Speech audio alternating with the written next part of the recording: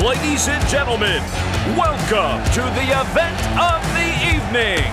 In the red corner, we have the football analyst with sharp insights and expert analysis, Edward Kalantarian. And in the blue corner, please welcome the brilliant and passionate football expert, Armen Karamyan.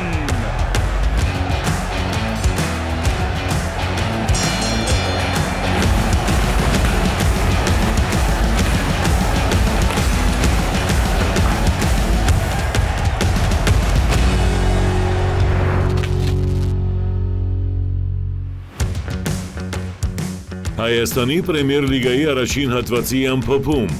Ինչ փոխվեց ուժերի նախնական դասավորությունում։ Հայաստանի Պրեմիեր լիգայում ավարտվեց առաջին շրջանը ուժերի նախնական դասավորությունում, որը մենք ընդգծել ենք մրցաշրջանի մեկնարկում, լուրջ փոփոխություններ են տեղի ունեցել, այն պարզ պատճառով, որ չեմպիոնության երկու գլխավոր հավակնորդներից մեկը չի անցկացնում առաջությունը այնպես, ինչպես ծրագրել էր։ Արարատ Արմենյան պահպանում է իր դիրքը, պահպանում է առաջատարությունը եւ շատ վստահ ընթացք ունի, իսկ Նոան զուգորդելով Պրեմիեր լիգայի հանդիպումները կոնֆերենցիաների լիգայի խաղարկության հանդիպումների հետ չի կարողանում արժանի մրցակցություն ապահովել, համենայն դեպս խաղով եւ վաստակած միավորներով, ինչ կլինի երկրորդ հատվածում դեռ հայտնի չէ։ Մյուս թիմերը, որոնք աղյուսակի վերին հատվածում են, Փյունիկը, Ուրարտուն, Ալաշկերտը, մոտավորապես այն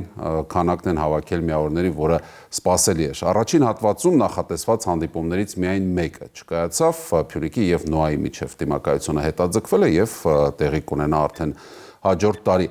Սպասենք իրադարձությունների զարգացմանը, բայց որ Նոան շատ աշխատանք ունի կատարելու երկրորդ հատվածում, դա փաստ է։ Ողջույն Արմեն։ Ողջույն Էդվարդ։ Երկու հավակնորդ ընդգծել էինք, գլխավոր հավակնորդ, մեկը շատ հետ է մնում 11 միավոր այս պահին, եթե բաստողաց հանդիպումը հաղթում է 8 միավոր է տարբերությունը, արդյոք սա այն առավելությունը Արարատ Արմենյանի, որը թիմը պարտավոր է պահպանել առաջության ավարտին մինչև։ Դե պարտավոր է թե ոչ, ցույց կտա ձմեռային տրանսֆերային պատուհանը, որովհետև եթե պահպանեն կազմը առնվազն եւ կարողանան ուժեղացնել, կարծում եմ այո, մենք այդպես ենք ասում 3 տարի առաջ, երբ Փյունիկը դարձավ չեմպիոն, ձմեռային դադարից առաջ հենց այսպիսի տարբերությամբ զիջում էր Արարատ Արմենյանին, բայց կարողացավ հետ բերել։ Նորից Արարատ Արմենյանի։ Այո, այսքան տարբերությունը Արարատ Արմենյանն արդեն դառը փորձ ունի, չնայած կազմի մեծ մասը փոխվել է նաև մարզչական շտաբը եւ այդ տեսանկյունից կարծում եմ Արարատ Արմենյան կպահի այս առավելությունը, Նոան չգիտեմ ինչպես պետք է կերպարանա փոխվի, որ բոլոր խաղերում հաղթի, գոնե անձնական խաղերում առաջատարների հետ կարողանա հաղթել, դե տրամաբանական է, որ ներքևում գտնվող թիմերին էլ պետք է հաղթի, եթե ուզում է չեմպիոն դառնալ, բայց ել չեմ ուզում խոսել մարզչական թեմայից, որովհետև շատ ենք խոսել։ Ամեն դեպքում կարծում եմ այս ստացման նոր մարզչով պետք է սկսի Նոան երկրորդ հատվածը, որովհետև այսպիսի խաղով ու այսպիսի արդյունքով մարզիչները չեն մնում մի թիմում, որը չեմպիոնության գլխավոր հավաքն է։ Իսկ եթե մի փոքր առաջ ընկնենք եւ ասենք հաղթում է Լեգիային, մնում է մարզիչը թե ոչ։ Կախված է Լեգիային հաղթելուց հետո ինչ ճակատագիր է ունենում Նոան կոնֆերենցիաների լիգայում, բայց դրա մասին մենք հաջորդ թիվ կխոսենք։ Հիմա չգիտեմ, հետևություններ Նոայի ղեկավարությունը կարծում եմ արել է եւ եթե շարունակի վստահել Պերկովիչին, լավ, միգուցե պետք է այստեղ այլ բանով վերցնել, օրինակ բազմաթիվ տրանսֆերներով, իսկ ես կարծում եմ, որ ձմռանը Նոան շատ է ուժեղացնելու կազմը։ Շատ է ուժեղացնելու թե ոչ, որովհետև այստեղ արդեն անձնական հավակնությունների հարց էլ կա եւ այսպիսի հնարավորություններով թիմը պետք է ամեն ինչ անի այս պակասորտը հետ բերելու համար։ Դե հա, համաձայն եմ, բայց ձմռանը ուժեղ ֆուտբոլիստների գտնել հեշտ չէ, ամառային տրանսֆերային պատուհանին դեպքում շատ ավելի հեշտ է։ Ֆուտբոլիստների մասին եվրոպական մակարդակի, որ զբաղված լինեն,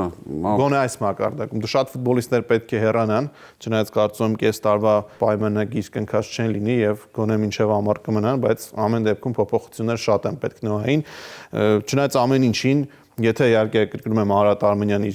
ամենաուժեղ ֆուտբոլիստներից չբաժանվի, որովհետև ի վերջո ունենք Հայաստանի ազգային հավաքականի խաղացողներ, 3 երիտասարդ խաղացող Շաղան Սերապյան, Էլոյան, եթե նրանցից չբաժանվի, Արարատ Արմենյան Դե անգամ եթե բաժանվի, մենք նույնը կարող ենք Արարատ Արմենյանի մասին ասել, որ կարող է ուժեղացնել այլ ֆուտբոլիստերի միջոցով, որովհետև Արարատ Արմենյան եւս ունի այդ հնարավորությունը։ Մյուս թիմերի մասին եթե խոսենք, Ալաշկերտ, Ուրարտու, եւ Փյունիկ, նրանք դեռ շարունակում են պայքարը, այսպես գծենք մեդալների համար, հա, եթե չասենք չեմպիոնության։ Փյունիկը եթե հաղթում է բաց թողած խաղում Նոային,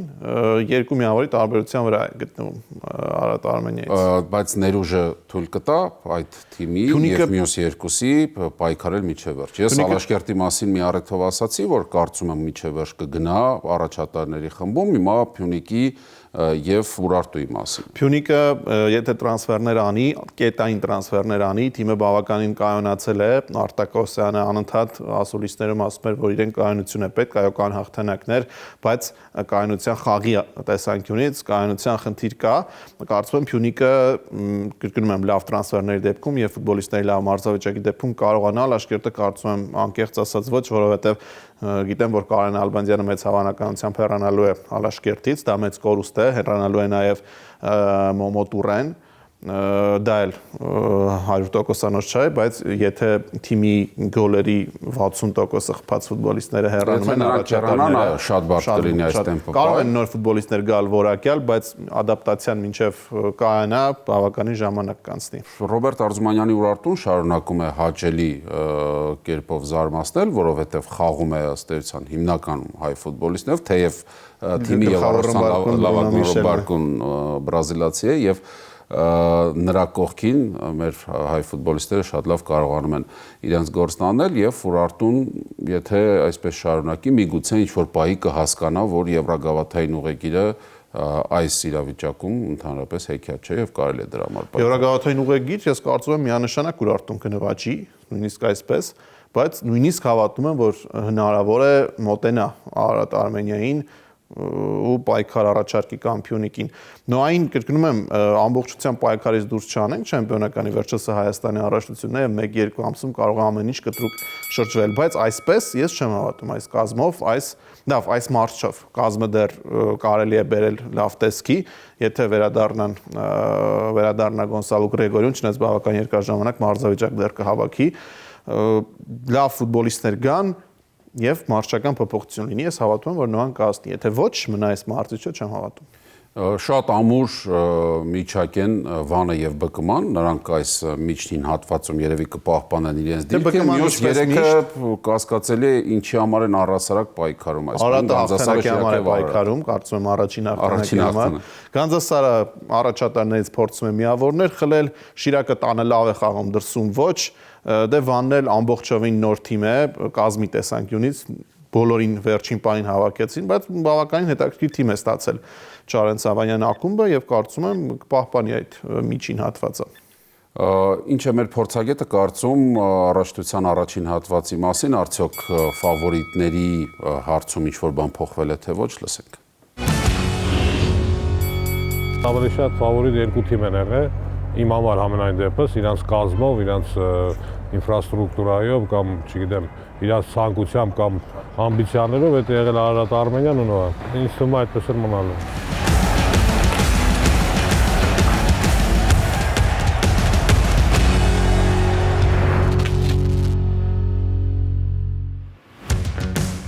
Կոնֆերենցիաների լիգա, Նոան փլեյով դուրս գալու շեմին, կհաղթի արդյոք Հայաստանի չեմպիոնը Լեհական Լեգիային։ Երկրորդ մրցաշրջանում անընդմեջ Նոան կոնֆերենցիաների լիգայի խաղարկությունում կենսական խաղ ունի անցկացնելու, իհարկե այս պարագայում մի փոքր պատկերն այլ է, երկու կենսական խաղ, եթե չստացվի Լեգիայի հետ, հետո Կիևի Դինամոյի հետ, բայց առայժմ խոսում ենք Լեհական Լեգիայի հետ դիմակայության մասին։ Երկուսն էլ գտնվում են ծայրահեղ բարդ իրավիճակում, Լեգիան ընդամենը 1 հաղթանակ ունի, ի տարբերություն Լեհական թիմի, Նոան շատ ավելի բարվոք վիճակում է գտնվում եւ 5 միավոր ունի, բայց ներքին առաջնություններում երկուսն էլ խնդիրներ ունեն։ Լեգիան գտնվում է աղյուսակի ստորոտում, չնայած այնքան էլ հետ չի մնում առաջատարներից, իսկ Նոան արդեն խոսեցին գտնվում է 5-րդ հորիզոնականում։ Ես կարծում եմ այս դիմակայությունում Նոան չի կարողանա հաղթել Լեհական թիմին զուտային տեսանկյունից, որ եթե երկուսն էլ գտնվում են վատ վիճակում, ապա կարգով ավելի բարձր թիմը կկարողանա հասնել արդյունքի։ Իսկ ինչու է կարգով ավելի բարձր այս պահի դրությամբ։ Լեգիան ավելի անվանի կհամաձայնվի։ Անվանի ֆուտբոլիստերի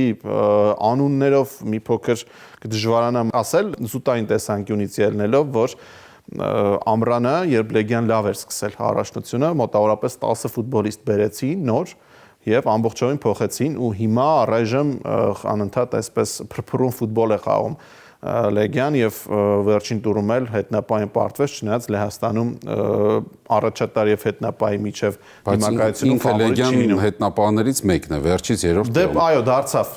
վերջից երրորդը, երբ պարտվեց եւ իդեպ Նոայի հետ խաղից հետո էլ այդ նույն թիմին է դարձյալ հանդիպելու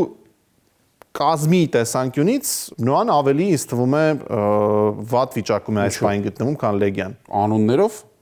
Դե նաև ֆուտբոլիստների վատ մարզավիճակով, կորուստներով։ Դե ես չեմ կարծում, որ Նոայի ֆուտբոլիստներն են այդքան վատ մարզավիճակում, որքան թիմի խաղը առհասարակ այս բանին չի ստացվում։ Ես դրա գլխավոր մեղավորը գիտեմ, իմ տարբերակը իհարկե կարծում եմ այստեղ շատ չես վիճի։ Ոչ, Սանդրո Պերկովիչի մասն է խոսքը, որը ոչ մի կերպ չի կարողանում ճիշտ օգտագործել այս ֆուտբոլիստների ներուժը։ Իսկ ներուժով շատ ուժեղ ֆուտբոլիստներ Նոան ունի։ Եվ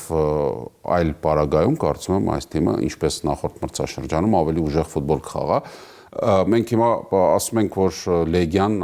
է, անուն ունի, բայց Լեգիան 3 միավոր ունի ընդամենը կոնֆերենցիան լիգայում 3 պարտություն ունի, Նոայից 2 միավոր պակաս ունի։ Ամեն ինչ խոսում է այն մասին, որ Նոան ավելի մոտ է հաղթանակին այս խաղում, առավել ևս որ խաղում է սեփական դաշտում։ Տես ընդգծում են Նոայում կարևորությունը հենց այս հանդիպման, թեև չստացվելու դեպքում մեկ շանս էլ կլինի, բայց ինչու սա, որովհետև սա վերջին տնային հանդիպումն է եւ երկրպագուների Դինամոյի հետ չեզոք դաշտում է ճիշտ է, Վարշավայում է, բայց ամեն դեպքում դա դրսի խաղ է։ Իսկ տանը շատ ավելի հեշտ է։ Շատ ավելի հեշտ է տանը հաղթել, համաձայն եմ, բայց չնայած նրան, որ Լեգիան գտնվում է ուսակի ստորոտում, բայց թիմ է, որը առաջատարների հետ շատ հաճախ հավասար ֆուտբոլ է խաղում Լեհաստանի առաջնությունում, ի վերջո այնտեղ խաղում է Հայաստանի հավաքականի ֆուտբոլիստներից Վահան Բիչախչյանը եւ ես նայում էի վերջին հանդիպման Լեգիայի մեկնարկային կազմը, այնտեղ 11-ից 7-ը նորեկներն էին, այս նոր մրցաշրջանում եկած ֆուտբոլիստները եւ չգիտեմ, իտալական թիմերից Salernitana, Monza թիմեր, որոնք իհարկե Աուսակի վերնամասում չեն իտալական ֆուտբոլի, բայց ամեն դեպքում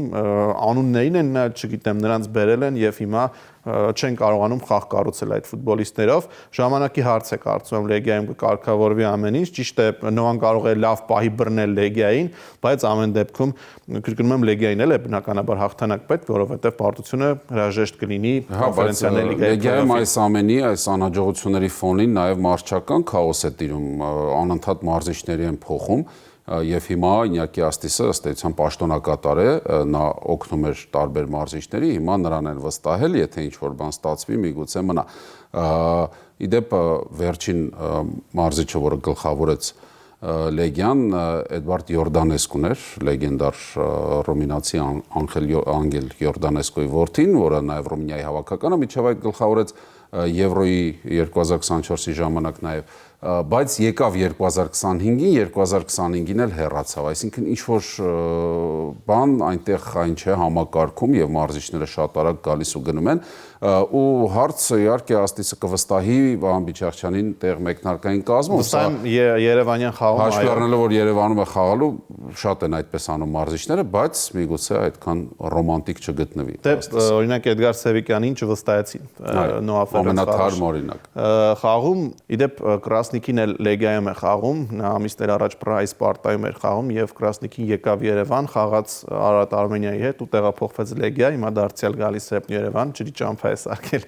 Երևանը, չեմ ասի թե ծանոթ է հայկական ֆուտբոլին, բայց ինչ որ չափով էլի որոշակի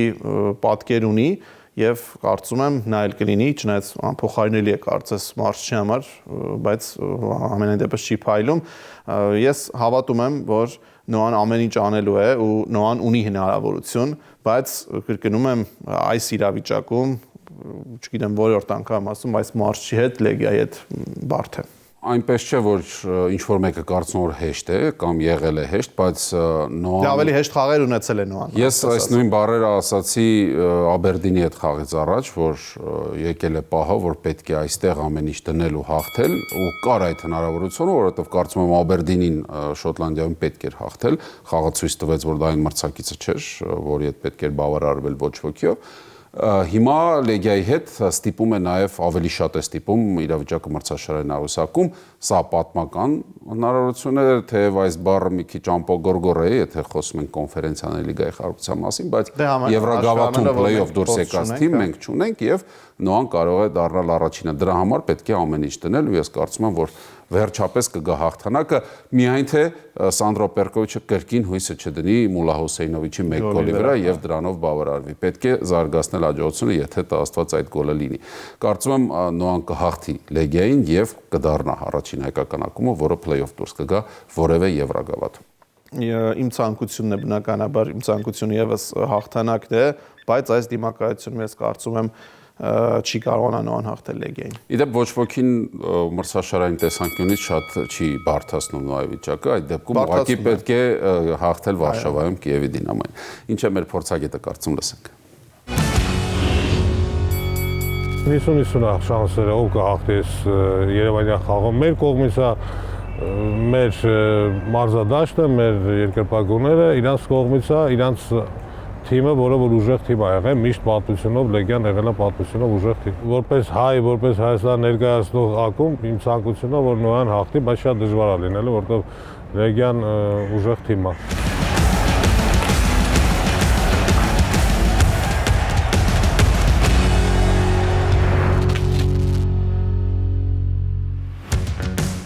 «2026 թվականի աշխարհի առաջնության վիճակահանությունը կատարված է։ Կունենան արդյոք ֆավորիտները խնդիրներ խմբային փուլում։ Կայացավ 2026 թվականի աշխարհի առաջնության եզրափակիչ փուլի վիճակահանությունը եւ հասկացանք, որքան շատ հավաքականներ կան այնտեղ, որոնք ըստ էության անելիք չունեն նման կարևոր ու պատասխանատու մրցաշարում։ Այո, դա այդ թիմերի համար մեծ տոն է, ուրախություն է, միայն մասնակցությունը կարելի է հաջողություն համարել, բայց դիտարժանությունը միգուցե դրանից կընկնի։ Մահվան խումբ ըստ էության մենք չունեցանք, բոլոր խմբերում ընդգծված ֆավորիտներ կան եւ կարծում եմ, որ այդ ֆավորիտները իրենց կարգավիճակը կհաստատեն եւ play-off դուրս կգան, թեև play-off դուրս գալու հնարավորություն շատ թիմեր են ունենալու, հաշվի առնելով, որ առաջին անգամ եզրափակիչ փուլին 48 հավաքական է մասնակցում։ Այո, դեռ 6 հավաքականի պետք է պարզել, play-off-ը ընտրական փուլի կկայանա մարտին եւ վերջնական պատկերը միայն այդ ժամանակ կունենանք։ Ամենահետաքրքիրը դուրս կգա մոնդիալ Իտալիայի հավաքականը թե ոչ, եւ եթե դուրս գա, ապա կհայտնվի B խմբում, որտեղ Կանադան, Կատարը եւ Շվեյցարիան կլինեն մրցակիցները։ Նույնիսկ եթե այդպես լինի, Իտալիայի համար բարդություն կա։ Կարծում եմ այս Իտալիայի համար հեշտ ոչինչ չի լինում, բայց Իտալիան ունի մի առանձնահատկություն բնավորության, այսպես ասեմ, շատ բարդ դուրս գալ աշխարհի առաջնություն, շատ բարդ դուրս գալ խմբից, հետո գնալ ու հաղթել, բայց երևի դա արդեն նախորդ տարիների Իտալիայի մասին է։ Սա առաջարկում եմ հերթով անցնել խմբերով եւ հասկանալ ինչ իրավիճակ է։ A խմբում Մեքսիկա, Հարավաֆրիկյան Հանրապետություն, Կորեայի Հանրապետություն եւ բարդ է Դանիա, Չեխիա, Իռլանդիա, բայց երակից ինչ որ մեկը կարծում եմ։ Հյուսային Մակեդոնիայի Դե չեմ հավատում։ Հյուսային Մակեդոնիան մեկ անգամ կարող է կրակել հաղթել Իտալիային, դա բավական է նրանց։ Դե այստեղ ամենա, այսպես ծանրակշիռ ֆավորիտը Դանիան է, եթե հաշվենք, որ Դանիան է դուրս գալիս, շատ հավասար խումբ է ըստ էության։ Բոլորն էլ կարծում եմ կարող են դուրս գալ, երևի թե Հարավաֆրիկյան Մեքսիկան իր 3 հանդիպումներն անցկացնելու է տանը, մեծ առավելություն մեքսիկացիների համար։ Բայց այս Մեքսիկան էլ համաձայնի այն Մեքսիկան չէ, որը աշխարհի առաջնությունում կարողանում է աղմուկ անել։ Հիմա խնդիրներ Մեքսիկայի հավաքականը ունի։ Երևի թե ամենահավասար խումբն է սա, որտեղ բոլորից կարելի է ակնկալել առաջին կամ երկրորդ հորիզոնական բացառությամբ Հարավաֆրիկյան Հանրապետությունից։ B խմբում, եթե հաշվենք, որ Իտալիան է դուրս գալիս, միևնույն է կարծում գլխավոր ֆավորիտը Շվեյցարիայի հավաքականն է, որը խաղով այսօր շատ տպավորում է, ընտրական փուլը մեկ շնչով կարելի ասել անցավ եւ կմնա ֆավորիտի կարգավիճակը։ Ինձ համար ոչ Իտալիան կլինի, եթե Իտալիան դուրս գա։ Բրազիլիայի հավաքականը C խմբում պետք է որ խնդիրներ չունենա, Մարոկոյի հետ, թեև այո, այսօրվա Բրազիլիան եւս ծանր է խաղում, Կարլո Անչելոտին ունի դեռ ժամանակ, շատ մեծ ցանկություն ունի մունդիալին մասնակցելու Նեյմարը, որ անտեսեց վնասվածք է օգնեց Սանտոսին մնալու ժեղագույնների խմբում եւ հիմա սլանում է դեպի իր վերջին մունդիալը, եթե Անչելոտին նրան վստահի, ինչ ես կարծում, Նեյմարը կուժեղացնի Բրազիլիայի հավաքականը։ Կուժեղացնի, բայց կարծում եմ մեկնարկային կազմի ֆուտբոլիստ չի լինի, դե հաշվի առնելով այնտեղ ինչ ֆուտբոլիստներ կան հարցակման գծում, իրականում Սանթոսում լրիվ այլ դերակատարություն ունի Նույնը կարող է հավաքականում։ Նույնը կարող է հավաքականում, բայց ամեն դեպքում եզրերը թողնելով նույն Վինիսիուսին եւ Ռոդրիգոին։ Դե դա էլ է վիճելի, այնտեղ Գաբրիել Մարտինելի էլ կա եւ Դե Մարտինելին եզրում դժվար։ Էստեվաու կա, չգիտեմ։ Էնդրիկը նույն կարող է ինչ։ Դե Էնդրիկը չի խաղում Ռեալում, դա լրիվ այլ պատմություն է։ Միայն Մարոկոն այո, շատ տպավորիչ է վերջին 4 տարիների ընթացքում, 3 եթե հաշվենք աշխարհի տպավորություն է թողնում։ Եվ չբավարարվեց Մարոկոն հաջող ելույթով 2022-ին, դրանից հետո շարունակում է շատ ուժեղ հավաքական մնալ եւ հիմնական մրցակիցը Բրազիլիայի, այսպես ասենք, Մարոկոն է։ D խմբում Միացյալ Նահանգներ, Պարագվայ, Ավստրալիա եւ չգիտեմ, Կոսովոն հավատում եմ, որ կարող է այստեղից Կոսովո, Սլովակիա, Ռումինիա, Թուրքիա։ Այո, Կոսովոն հավատում եմ, որ կարող է։ Թուրքիան գլխավոր ֆավորիտն է։ Պետք է որ Թուրքիան դուրս գա, բայց Կոսովոն այնքան ամուր թիմ է, տանը մասնավորապես այնքան լավ է խաղում, որ ամեն ինչ հավատալ է։ Երևի ամենաթույլ խումբն է ձևավորվում այստեղ, հա, հաշվի առնելով, որ բարդ է, իսկապես ընդգծել ինչ-որ ֆավորիտ է։ Դե Միացյալ Նահանգներն էլ տանն է խաղում, Թուրքիան եւ Միացյալ Նահանգները կարող են լինել ֆավորիտները, եթե Թուրքիան դուրս գա։ Գերմանիա, Կյուրասաո, Կոտ դ'Իվուար, Էկվադոր։ Դե Գերմանիան շատ որ ցանկանա էլ խնդիրներ չպետք է ունենա այս խմբում եւ կարող ենք արդեն անցյալով ասել խնդիրներ չունեցել։ Երկրորդ տեղի համար Կոտ դ'Իվուարն ու Էկվադորը կպայքարեն, ավելի շատ շանսեր տալիս եմ Էկվադորին։ F խումբ Նիդերլանդներ, Ճապոնիա, Թունիս եւ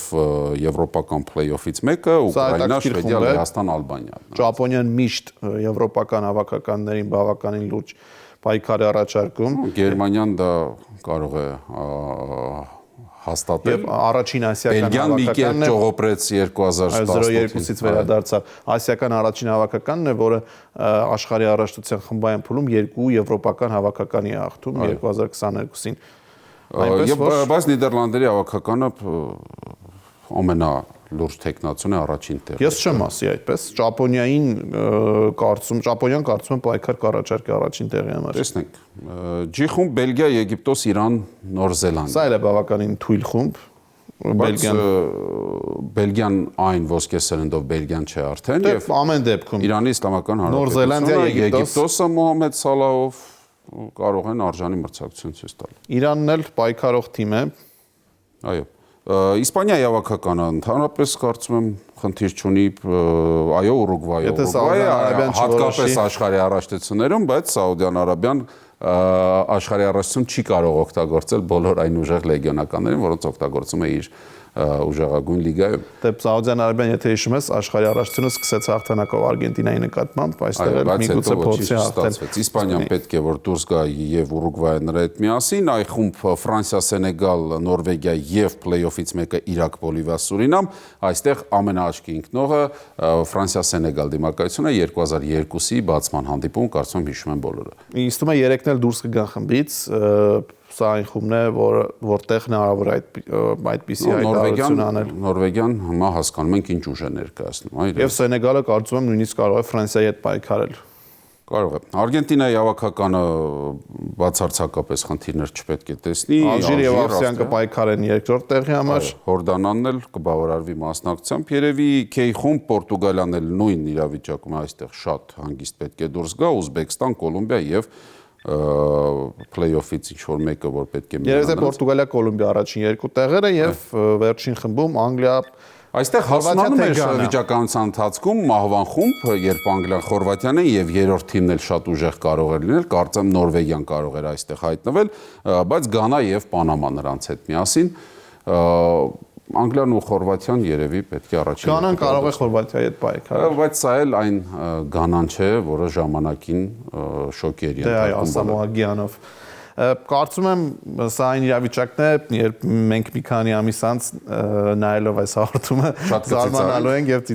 շատ ծիծաղալու բաներ կլինեն։ Դե ֆուտբոլն է այդպեսին, շատ անակնկալներ է սիրում մատուցել եւ հենց դրանով էլ գեղեցիկ է։ Բայց ընդհանուր առմամբ երևի համակարծիք ենք, որ ֆավորիտները յուրաքանչյուր խմբում խնդիրներ չեն ունենա, ինչը մեր փորձագետը կարծում լսենք։ Ֆավորիտները մենակ առնով չի, պետք է ապացուցեն իրանց խաղով, որ իրանք ուժեղեն, մենք շատ խաղեր գիտենք, որ այդ ֆավորիտները զիջել են ավելի թույլ մրցակիցներին, որոնք որ աշխարհով ոչ մեկ չէր սպասում։ Աֆրիկական թիմերն են շատ ուժեղ, միշտ տրադիցիոնալ աշխարհի առաջնություններում, որը որ կարծում եմ, որ լավ մրցակցություն է լինելու աֆրիկյան թիմերի, որտեղ իրանց մոտ էլ ֆուտբոլը նույն ազիական թիմերն էլ վատ չեն պատրաստում, ամենայն դեպս աշխարհի առաջնությունը ամեն մեկը մաքսիմալ ուզում է խաղի արդյունք։ Բայց ինձ թվում է ֆավորիտները մնալու են ֆավորիտներ։